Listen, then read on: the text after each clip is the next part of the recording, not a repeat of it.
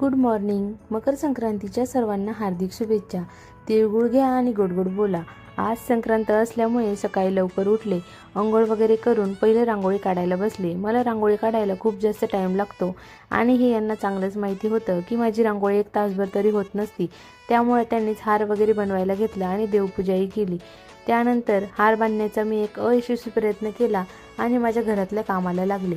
सण वगैरे असला की घरामध्ये काहीतरी वेगळ्याच वाईब्स असतात आणि आम्ही ते मोस्टली मराठी फॅमिली आहोत. त्यामुळे आम्ही सर्वजण एकत्र सण साजरे करतो आणि एकत्र सण साजरे करण्याचा आनंद काहीतरी वेगळाच असतो. आम्ही सर्वांनी मिळून टेरेसवर संक्रांतीचा कार्यक्रम करायचं ठरवलं होतं. सो आम्हाला तिकडे जायचं होतं. मग देवपूजा वगैरे केली आणि स्वयंपाकाला लागले. यांना पुरणपोळी खूप आवडते, त्यामुळे मी आवर्जून प्रत्येक सणाला पुरणपोळ्यांचा स्वयंपाक करत असते.